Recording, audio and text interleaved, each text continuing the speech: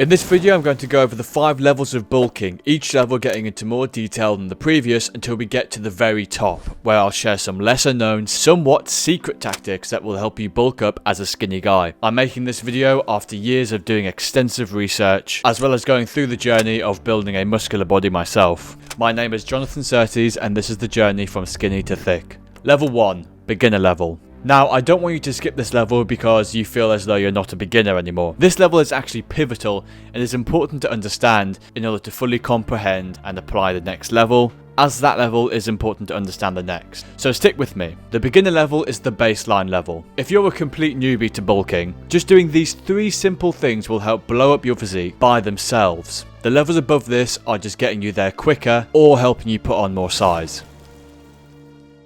Caloric surplus. I actually go over this in more detail in one of my previous videos, so watch that one after this one, but I'll go over it briefly now. A caloric surplus is when you take your maintenance calories, this is how many calories it takes for you to maintain your weight, and adding 10 to even 25% more calories consumed on top of that. This will help you put on weight and is best combined with a tactic that I'll mention on the next level. Working out. It's almost silly to say, but of course you have to work out and you have to stimulate your muscles in order to put on muscle. Now, of course, the most effective way of building muscle is through resistance training, through going to the gym, although swimming and martial arts and rowing will also do the job, just at a smaller scale. And these sports are often paired with weightlifting anyway.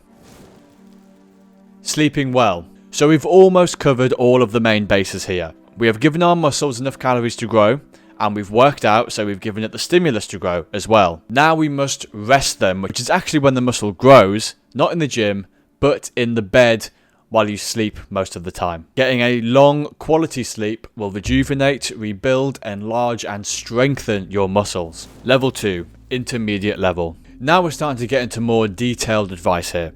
And I would say a large portion, if not most gym goers, consistently do at least 2 of these tactics in this tier. But if you manage to get all 3, then you'll be fast on your way to building your dream physique. Eating clean. Eating foods that are high in nutrients, low in sugar, non-processed, and with no artificial whatevers will improve your gains by a significant amount. But it will also just generally help your general health and help your body operate optimally, and improving your overall health, which will lay the foundations for your muscle growth. Protein maxing. So we have the caloric surplus, and let's also say we're eating clean. Now we need to make sure we're eating the right food. In order to put on muscle, just calories does not ensure optimal muscle growth. As calories just put on weight, we need to make sure we're increasing our intake of proteins. Protein is the actual nutrient that you will get from the calories you eat that actually make your muscles, meaning an increase in protein will result in an increase in muscle mass and strength. Try to get your proteins from meat or fish, but if you're a vegan, for example, it'll be best to take an amino acid supplement. I actually go through the exact specifics of this in the same video I mentioned earlier, so definitely watch that one. Progressive overload. Now we have your diet in better shape, let's drastically improve your workouts using one simple step: going to failure. Now listen, I totally understand going to failure is hard and it will make your workouts a little more harder, but imagine it this way. Your muscles only increase in size if they feel as though they need it. The body only has limited resources, and through evolution, getting jacked wasn't a priority. But if you go to failure, this will tell your body, hey, we are continuously trying to lift this weight and it's not working. We need more power. This is when your muscles increase in size in order to be able to hold more blood and have more power optimally. So to get the most out of your workouts, you need to be progressively overloading. Level 3, advanced level. Now you're getting into the real higher tiers of working out. Many people skip out on these, and it is often evident so in their training and in their physique. And I'll start off with optimized workout splits. So far I haven't mentioned what you should be working and when. Now I can't give you a definitive answer. You may have work on one day and you may be busy another day. So it's up to you to determine when you can work out within your schedule and how often you can go in a week. Although I will suggest the best workout and the best split, in my opinion, for gaining muscle. And this is something you've probably heard before, which is a push-pull legs split. This is one day you work the muscles that push, which is your shoulders and your chest, and your triceps. The next day you work the muscles that pull, which is your biceps and your back muscles. And then the next day you do legs. Let's say you're currently going to the gym and you're only working one muscle group a day for 6 sessions a week. You can essentially work those muscles again doing the same amount of sessions a week, but this time doing a push-pull leg split, which essentially means you are doubling the amount of stimulation that you give to your muscles. And obviously stimulation is super important for how much that your muscles actually grow, because again, it's your muscles telling your body, hey, we need to work more, we need more power. And this leads us on to, what body do you want? So now you're getting a little more advanced in your training, you need to assess what your goal actually is in the gym. Is it to get big, get strong, get lean, or to just be healthy? Because the training for each of these all looks slightly different. Usually bodybuilding training lands within the 6 to 15 rep range, whereas powerlifting might go more towards the 2 and 6 rep range. Or maybe you want to be lean, so maybe you want to do even higher reps and you want to do more cardio. This is when you have to identify and narrow in on your goals and the training techniques that will get you there. Stretching / joint health. Boring.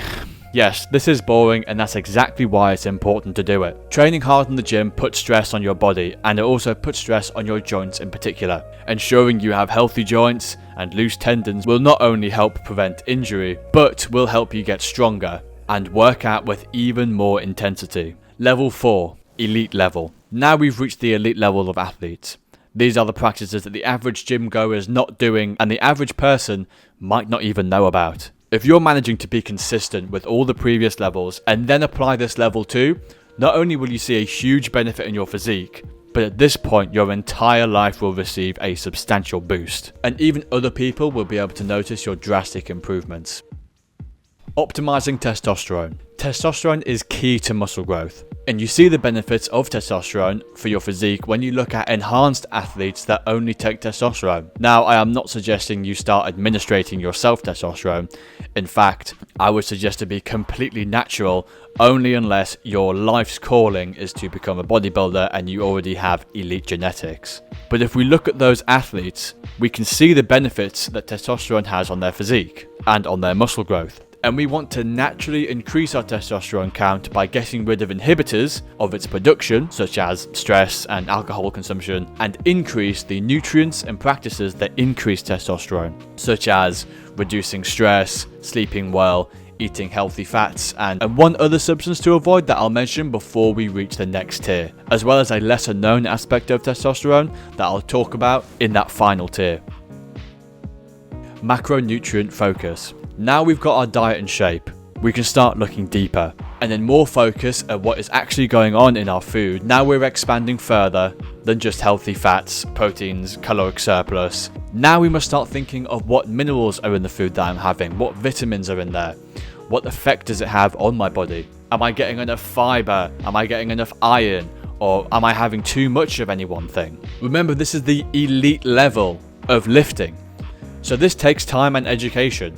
But not only does that increase your muscle growth, it will improve your life drastically overall. Toxicity avoidance. This step ties in with optimizing testosterone, as many toxic substances in our environment are active endocrine disruptors, which basically means that it just messes up the sex hormones real bad. These are things like BPA that can contribute to infertility and can even cause shrinkage of your testicles. Yeah. This isn't conspiracy theory stuff either, this is real stuff with real studies that back up these claims. I made a whole video on this subject a few weeks back. Definitely watch that video if you want to see this more in depth, because it is worth a watch. Level 5, the 1%.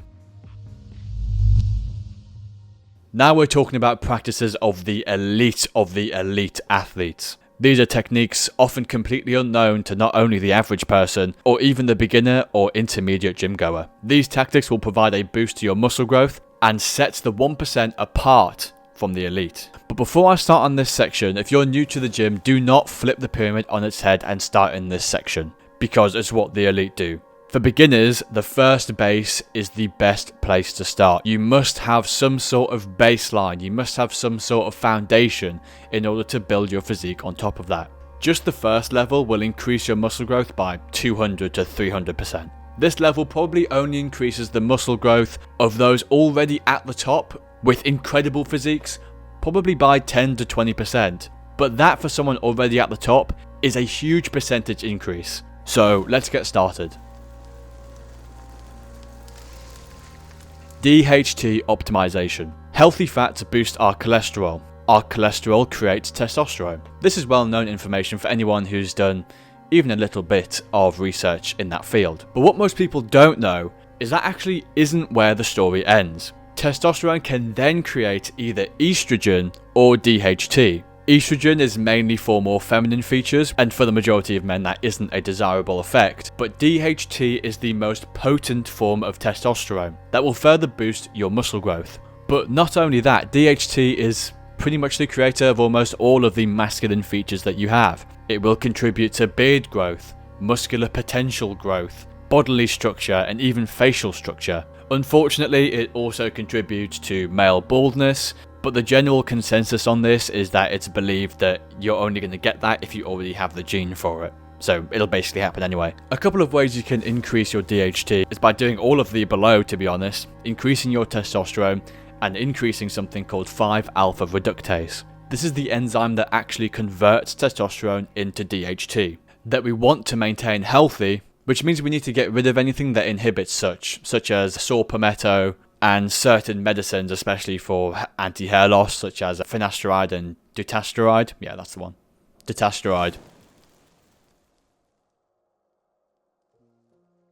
Mind-muscle connection. There is a raging debate online about whether or not mind-muscle connection is real or whether or not it's not. And there's some studies that suggest it is, and there's some studies that suggest the opposite. But all I know is that this is a technique often used by elite bodybuilders to be able to extract every last bit out of their muscle throughout their sets. This technique is when you're doing a rep on an exercise and you have to almost imagine your muscle working. So if I'm doing a bicep curl, I'm going to really imagine an image in my mind, my bicep working. You have to focus in 100%. This is sometimes done just by imagining and then spacing out, or by closing your eyes, or sometimes having a gym buddy kind of poking you, just so you can utilize that connection a little bit easier. Supplements. I know exactly what you're thinking. Everyone knows about supplements. Yes, that's true. This isn't a secret method or technique, but I've put it up here at the top of the pyramid because I want to stress what these are. They are supplements. They are meant to supplement a vitamin or a mineral or whatever. They are supposed to be the extra little boost, the extra step, the additional percentage. I love supplements. I literally work at a supplement company and I have so many that I take every single day. But you should use supplements to help increase certain metrics you want to increase, decrease certain metrics you want to decrease, or help cover your bases to make sure you are in overall optimal condition. This could be ashwagandha to help reduce stress for testosterone production, or perhaps you need more protein so you have a protein powder. Or maybe you want better recovery while you sleep, so then you go out and you buy a magnesium glycinate. What is important is what the supplement helps produce or reduce, and not simply just taking the supplement itself. Now that you've watched this video, you know the 5 levels of muscle growth. Watch this video for more of this.